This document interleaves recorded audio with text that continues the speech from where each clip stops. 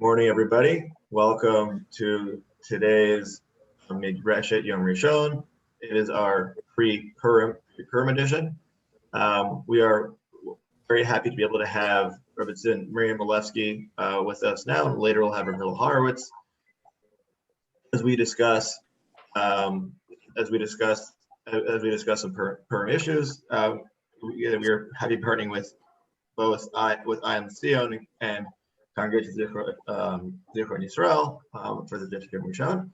So I'd like to turn it over to Rebbetzin Milefsky. She is Rebbetzin of Congregation Midreshet in Toronto. Oh, also everybody, please keep your audios on if possible, so we can prevent the echo. And now, Rebbetzin Milefsky, take it away, please. Okay. Good morning, everybody. Trying to figure out how to get.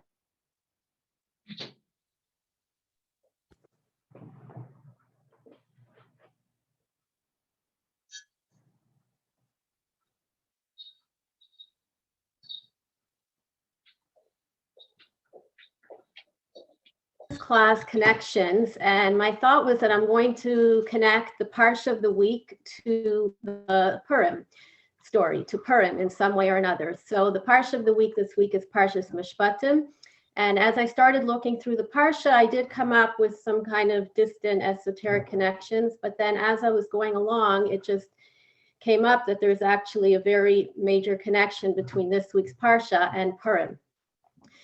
So it just was fascinating to me, and it always is, how everything is connected because everything is part of a unified whole. So if you have the sources and you look at source number 1, we have a pasuk from Koheles that tells us, Divrei Chachamim kadar vanot. The words of the sages are like goads. It means they direct us. Kamas meirot netuim balei asupot. They are like nails. They are solid and deeply entrenched, firmly entrenched. That means they hold true and they are always true. Nitnu mero'eh achad. They were all given from one shepherd. So the shepherd that we are referring to here is Moshe Rabbeinu. And of course, all the words that he gave are given straight from Hashem. And everything in the Torah then it's like a single source Torah. Everything comes from one source. And it really connects to the fact that I feel like it connects to the fact that Hashem is one. One of the 13 principles of faith is the fact that Hashem is not, we are supposed to believe, according to Maimonides' 13 principles, that Hashem is not composed of many parts. Hashem is a single entity. And then extrapolating from there, we are all parts of Hashem. We believe that every one of us, we believe, has a neshama. That is what makes us a human being, and that is what makes us a Jew. And that neshama comes from Hashem. And in that way, we are all connected to each other because our neshamas are all part of Hashem. So we are all connected to each other, and we are therefore connected to Hashem. And I feel like this is a very potent lesson, especially now during this time when we are in the middle of this pandemic. Everyone should have a refuah shlema who needs one. We should all be saved. But the idea is that there's no you hear, okay, it's affecting the people in this country. It's affecting the people in this city. We're less affected. We're more affected. We really are, as a Jewish nation and as human beings, we're all part of a whole. We're all part of one entity. And as we see from the fact that now we're closed off and we can't travel, we cannot kind of say, okay, we're in Toronto, we're safer than the people in this country or the people in that city, because as we know, the virus is traveling around. And I think the lesson there is to teach us that we can never seclude ourselves. This is only our community, this is our city, this is our people, this is our shul.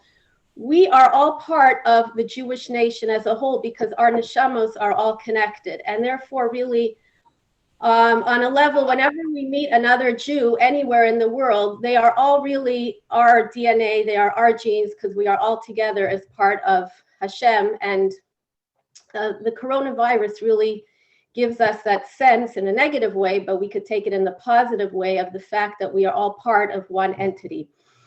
Okay, so we look in the Parsha, and we have in the source number 2, Vayikach Sefer Habrit Vayikra Baznei Ha'am. Yomru kol asher diber Hashem na'aseh v'nishma. So we have a very well-known verse here where the Jewish people commit by Har Sinai, by the revelation at Sinai, and they say everything that Hashem spoke, we will do and we will hear. And as we famously know, they made a commitment to keep all the mitzvos even before they knew what they entailed. So they preceded their commitment of listening to Hashem before they even knew all the details and all the laws that they would have to commit themselves to. And they did this based on their trust,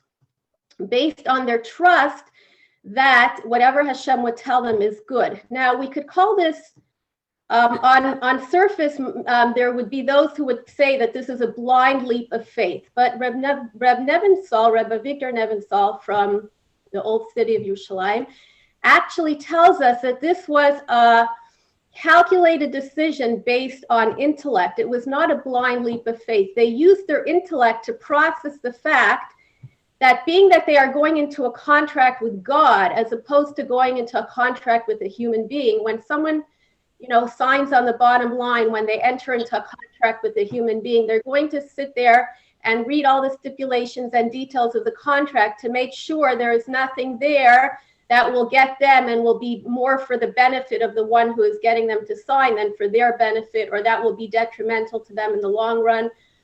We all know people who have been burned in we may know people have been burned in different situations where they've signed on something, prenuptials or chas v'shalom divorce or whatever, and they didn't read it properly or thoroughly, or they were reassured by someone that everything in here is fine, no need to read the details, and then they were burned in a way for a very long time or irreparably. But we know with our seichel, our intellect, our logic is what dictates to us that if we are entering into a contract with God, we don't need to first read every detail and every stipulation, because our intellect tells us that whatever God is going to have us do is going to be what's best for us, and therefore we can enter this contract without first having the foreknowledge of all the details. Then the pasuk goes on, and it tells us, and this is the beginning of source number 3, we have another pasuk that tells us, Vayityatzvu b'tachtit hahar, that at Kabbalat Torah, at the acceptance of the Torah at Mount Sinai, Vayityatzvu, the Jewish nation stood b'tachtit hahar, in the tachtit of the har. Tachtit is related to the word tachat. If it would have said under the mountain, tachat hahar, it would have been beneath the mountain. They stood at the foot of the mountain, let's say lower than the mountain. But what is this use of the word tachtit? What does tachtit indicate? Tachtit means actually underneath the mountain. So the Gemara teaches us here that Hashem actually took the mountain, kind of like an inverted, overturned flask that was used to store beer in the olden days, and he actually suspended the mountain over the Jews. So tachtit means they were actually inside the mountain, underneath it. So Amar Rabavdimi Bar Chama, so Malamed Shakafa Aleim HaKadosh Baruch Hu Es Hahar Kegigis. Hashem actually overturned the mountain on them, and he said to them, if you accept the Torah, good. If not, then this is going to be your final resting place, your burial place. So what is going on here? It really does not make any sense. We have Na'aseh v'nishma, the Jewish people take on a willing acceptance of the Torah.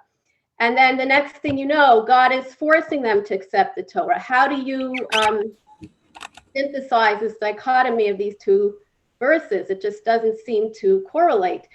Now, the first verse is a pasuk, Na'aseh v'nishma. The second verse is really an explanation. It's more nagarata midrash, but the midrash on the second verse really needs to, that they were forced to do it, really needs to somehow fit in with the words of the pasuk, Na'aseh v'nishma. So what do we do here? So if you look at source number 6, which is the Meshech Chachma, Rabbi Meir Simcha of Dvinsk, who lived about 100 or so years ago. So he explains to us the following. He says, come and listen if you want. Malamed Shakafa Alein Har Kegigit. what's going on here that God put the mountain over them? What happened is that the revelation was so intense. There was a fire. It says the Gemara teaches us, Chazal teaches that it was so intense at Ma'amad Har Sinai, the revelation at Sinai, that their souls actually momentarily left their bodies because they were just so overwhelmed by the spiritual experience. So the Meshech Chochmah tells us, Melamed shehar'a lahem kivod Hashem b'hakitza b'hitgalut nifla'ah. They saw the presence of Hashem in such clarity, ad ki mamash batla b'chiratam hativi, until they lost their free choice. Imagine if every time, there was a kid who had a real desire to turn on a light on Shabbos. But imagine if the kid who was trying to turn on the light on Shabbos would know that if he turned on the light on Shabbos, he would get struck by lightning. And the last time he did it, he got struck by lightning. Would he actually have free choice of whether to turn on the light on Shabbos or not? Not really, because the consequences are just so obvious, he would lose his free choice. So that's what happened here. The Meshech Chochmah continues, he says, Yatz'a nishmatam mehasagat kvod Hashem. Their souls left them because they were just so overwhelmed by seeing Hashem's spirituality. V'hayu muchrachim k'malachim. They became mukhrach. They became obligated to follow Hashem. They didn't have free choice anymore. They lost the free choice. So therefore, they saw that creation cannot exist without accepting the Torah. It was so clear to them that they really lost their free choice.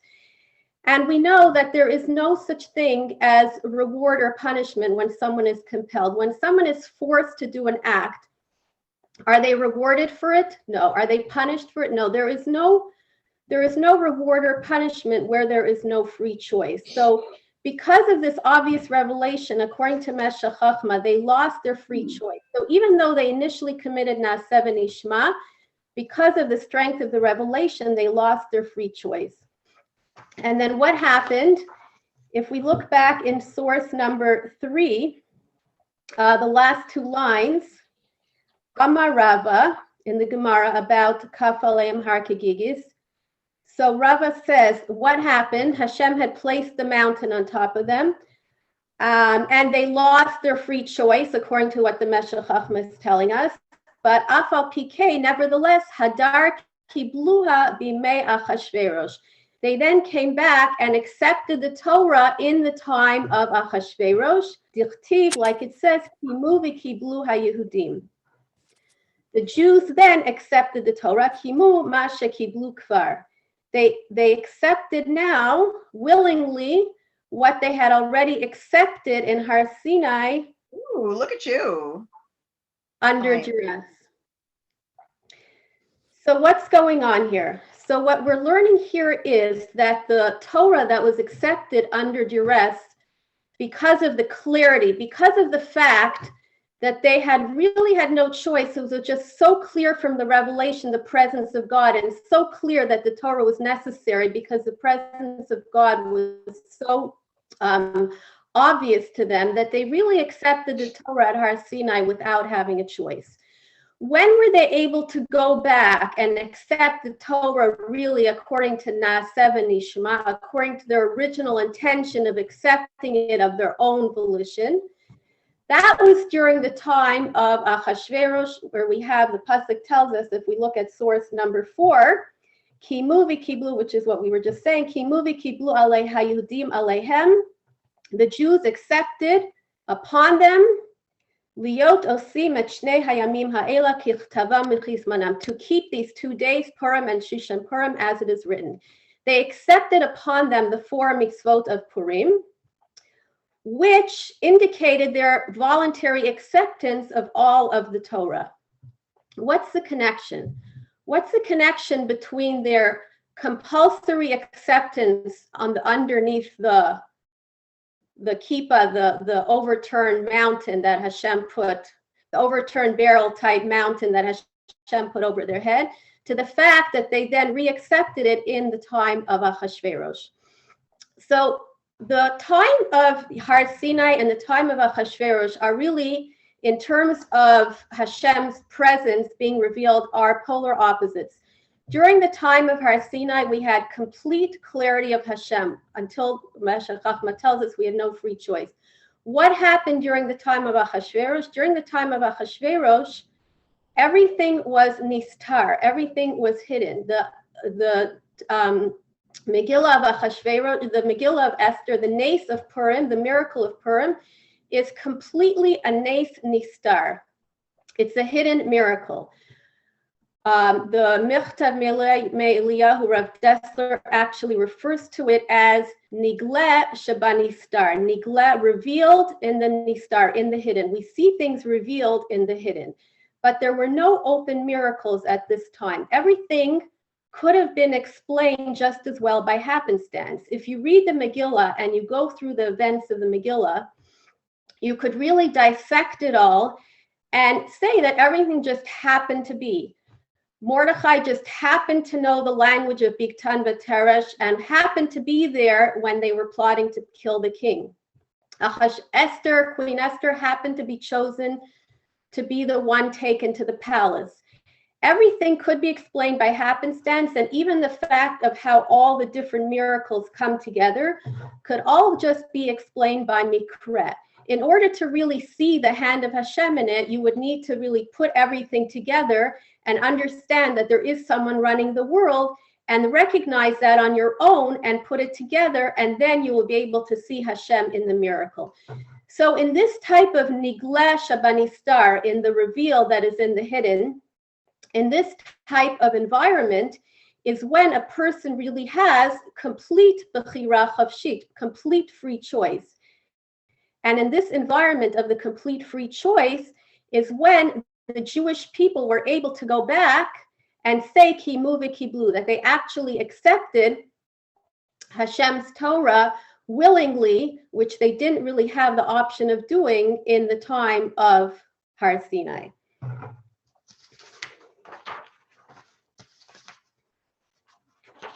Okay, so if we look on to source number 9, very interesting Gemara here. We have a Gemara that heretic, actually it's Sadoki, saw Rava, one of the Tanaim. He was immersed in studying halacha, and he was so deeply engrossed in his Talmud study. He was sitting Indian style on the floor, and his hands were beneath his legs.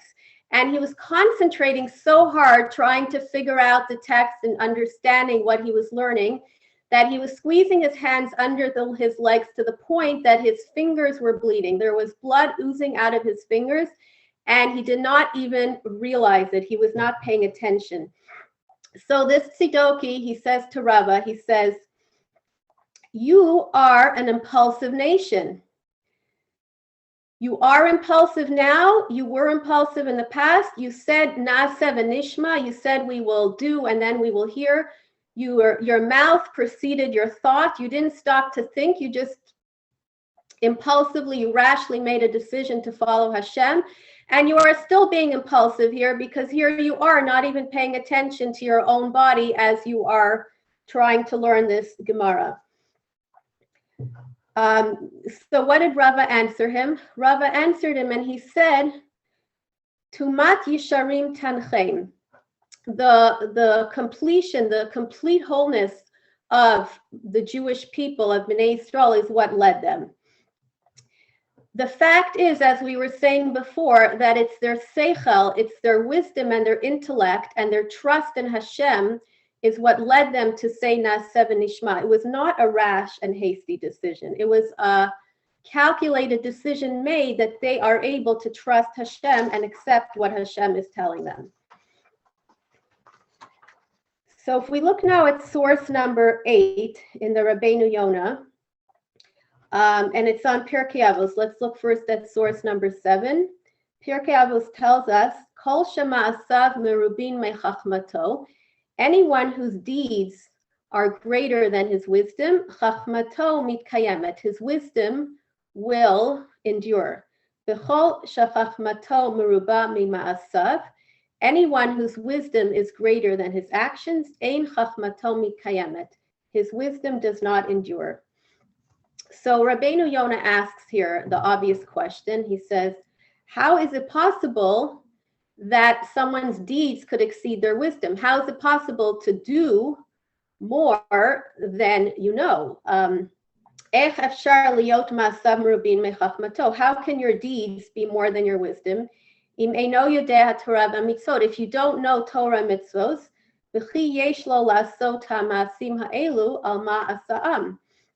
how is he going to do these actions if he doesn't know what to do? So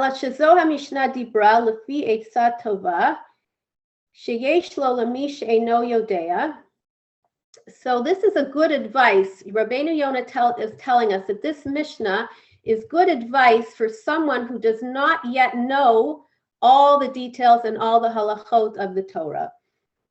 Shikabel al atzmo b'leivav shalem. What is he supposed to do?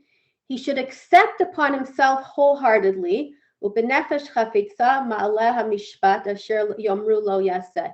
He should accept upon himself wholeheartedly any of the laws that he will be commanded to do. Umiyad shekibla zo yikabel al atzmo b'leiv shalem. Okay, but so as soon as he accepts this, ma'aleh sachar ki'ilu kibel alav kol hamitzvot. He then gets reward as if he has already done all the mitzvot. So just the acceptance alone, even before he has learned everything, if a person just decides and makes a decision with intent that I am going to keep all the mitzvot, even before I know everything, he already gets the schar as if he has done everything. And that is what the Pirkei Avos is teaching us by telling us this. And Rabbeinu Yonah compares this to the Kabbalah that the Jewish people made at Har Sinai, which is when they said, Shehikdimu Yisrael ha'asiya lishmiya. When they said Na'aseh v'nishma, they first agreed to do before they even heard everything. And because of this, they get the reward immediately, even before the person learns everything, even before he knows all the details of law, because it could get overwhelming. A person could say, how am I supposed to do everything? How am I supposed to know everything? This is too overwhelming. There's just too much here. It's a whole lifetime worth of learning. But if a person accepts it upon himself first and makes a conscious decision that whatever he does learn, whatever he does know, he will keep, then at that moment already he gets a reward as if he is already keeping everything that he will learn and know to keep in the future.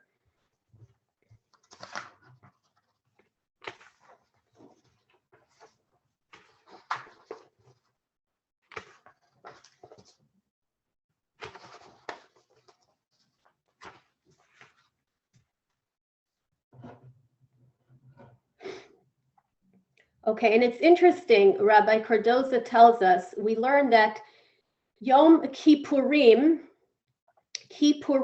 is like Kippurim, it's like Purim. We learned that in a sense, Yom Kippur is like Purim. How is Yom Kippur like Purim? So Rabbi Cardozo tells us that Yom Kippur is an atonement for us because we are living now in conditions that are like Purim. What does that mean? We don't have right now these days this tremendous revelation. We don't have this obvious type of,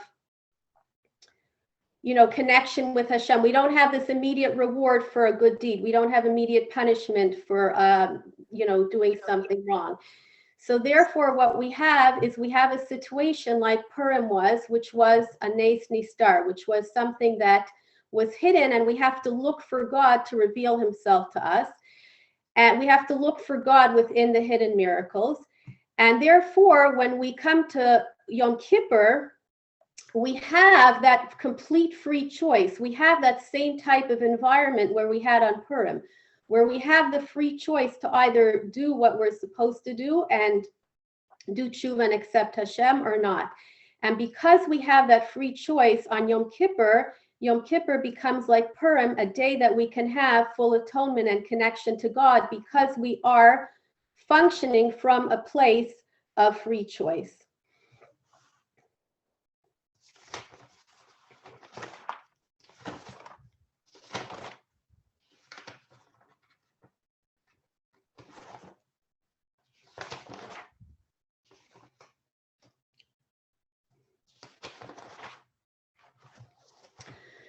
So on the one hand, we are told that Na'aseh v'nishma, the Jews accepted the Torah, and then after that, they were ready to hear the commandments and to learn and know the Torah.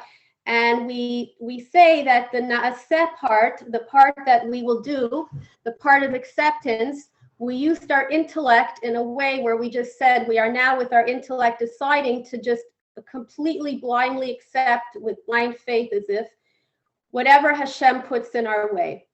But then what about the nishma part? Does that mean that we have to continue once we start learning all the mitzvot to just blindly follow them without understanding? So no, that part, because our seichel has the capability of trying to learn and understand, at that point, our intellect, our logic kicks in, and Reb Nebenzahl tells us that we could then start learning to understand the mitzvot. And actually, it is incumbent upon us. Our general acceptance of the Torah was supposed to be using our intellect to say we trust Hashem, whatever Hashem gives us is good, and keeping the Torah is in accordance with what we believe Hashem knows is best for us. But once we then enter into the next stage, which is the nishma part, we get to a stage where not only should we not blindly follow every mitzvah, we actually have a moral obligation to study and try to understand the ta'amei ha-mitzvot, the reasons for the mitzvot. For the logical mitzvot, we have an obligation to understand the reasons for the mitzvot.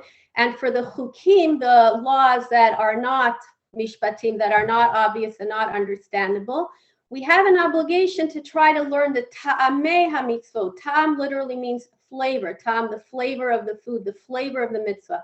To try to gain a little bit of not even a reason, but a flavor of why Hashem would give us a mitzvah, what we benefit from it.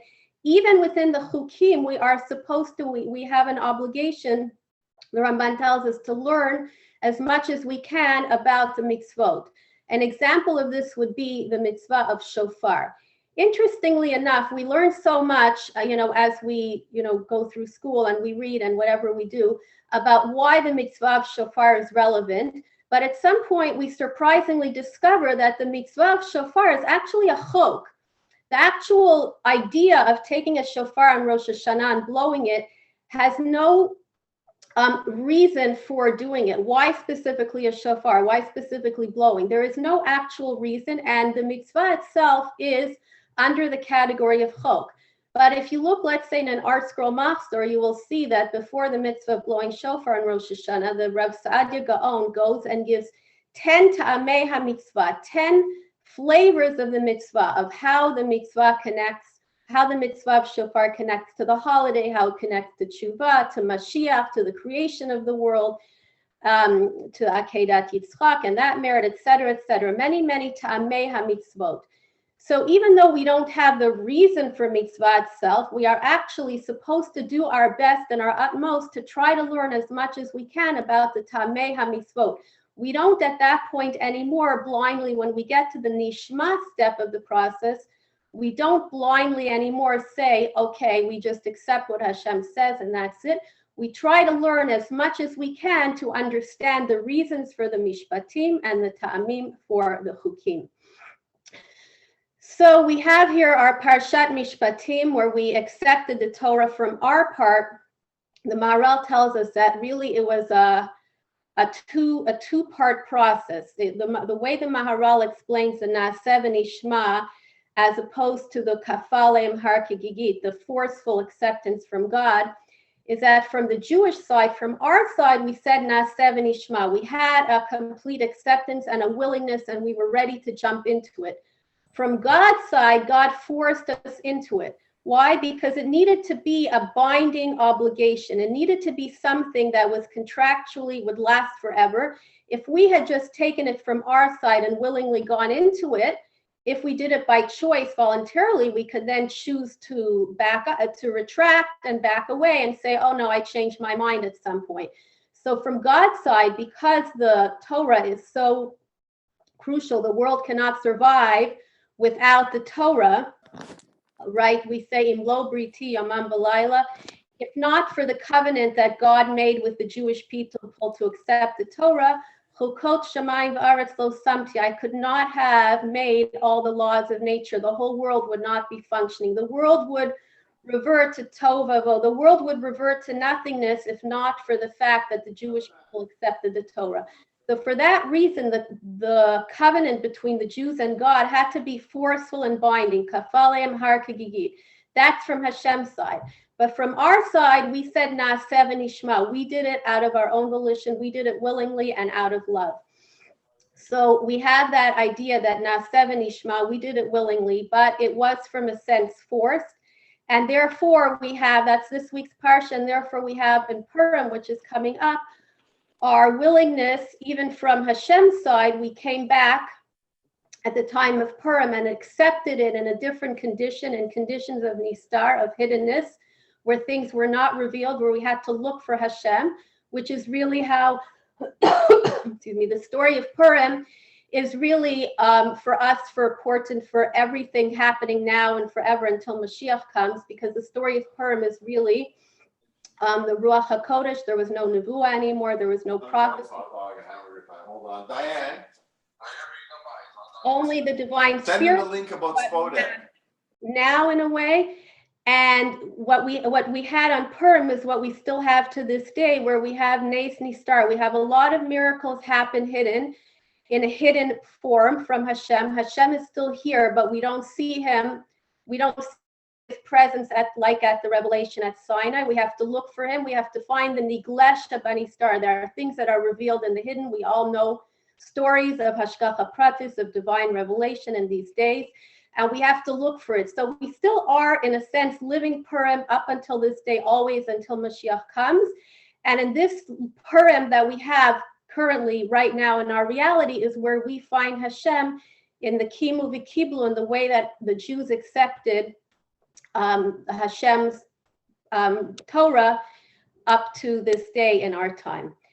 Okay, thank you, and wish everyone a Purim Sameach, and we should hear Besorot Tovot, Yeshuot, and Refuah Shleima to everybody.